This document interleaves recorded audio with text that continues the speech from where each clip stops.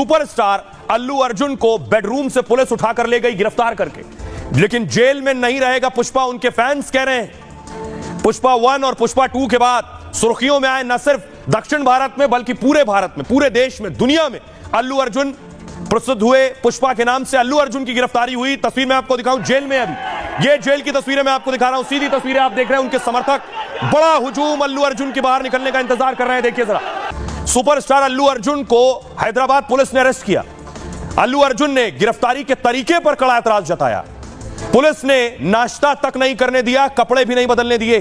Police पर bedroom से गिरफ्तार करने का आरोप लगाया। पुलिस ने अल्लू को हैदराबाद की निचली अदालत में पेश किया।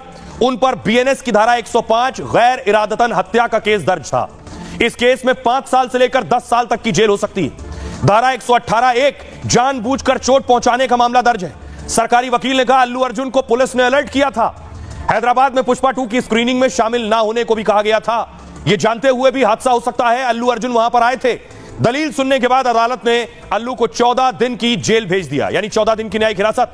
अल्लू अर्जुन 4 दिसंबर को संध्या थिएटर में पुष्पा 2 की स्क्रीनिंग में दरअसल आए थे। आरोप है कि अल्लू अर्जुन बिना बताए सिनेमा हॉल में पहुंच गए। इससे वहां अचानक भारी भीड़ जमा हो गई और भगदड़ मच गई।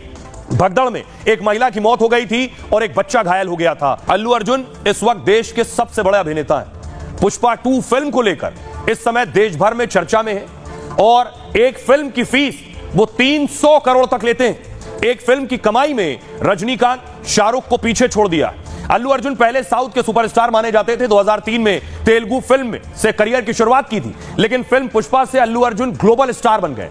कोरोना के बीच आई फिल्म में अल्लू ने सफलता के सारे झंडे गाड़े और साउथ के सुपरस्टार ने राष्ट्रीय पुरस्कार तक जीत लिया।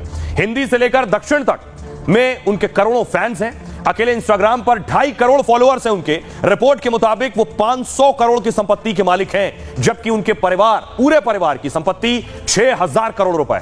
हैदराबाद में 100 करोड़ के आलीशान घर में रहते हैं। अल्लू अर्जुन एक्टिंग के अलावा प्रोडक्शन हाउस भी चलाते हैं और उनके नाम कई मल्टीप्लेक्स और रेस्टोरेंट भी हैं। अल्लू अर्जुन महंगी और लग्जरी कारों के शौकीन हैं। उनके पास रोल्स रॉयस, जगुआर और हमर जैसी गाड़ियां हैं, लेकिन वो सादगी और फैन से जुड़े रहने में यकीन करते हैं। लेकिन आपको दिखाऊं अल्लू अर्जुन कौन है। अल्लू अर्जुन छोटी मोटी हस्ती नहीं है। तस्वीर आप देख रहे हैं, चिरंजीवी को आप देख रहे हैं। चिरंजीवी खुद पहुंचे अल्लू अर्जुन के घर जब उनकी गिरफ्तारी हुई, क्योंकि चिरंजीवी अल्लू अर्जुन के फूफा हैं। अल्लू अर्जुन चिरंजीवी के भतीजे हैं। चिरंजीवी पहुंचे, तस्वीर देख रहे हैं, उनकी गाड़ी रुकी है अल्लू अर्जुन के घर पर। अगली तस्वीर में आपको दिखाऊं, क्या यह दक्षिण भारत की लड़ाई है? कांग्रेस की सरकार है तेलंगाना में, रेवंत रेड्डी सीएम है। अब देखिए अल्लू अर्जुन की गिरफ्तारी के बाद सियासतदान क्या कह रहे हैं। सियासतदान पूछ रहे हैं सवाल इस गिरफ्तारी पर। टी राजा कह रहे हैं पुष्पा के प्रीमियर में हुई भगदड़ और मौत का असली जिम्मेदार कौन है?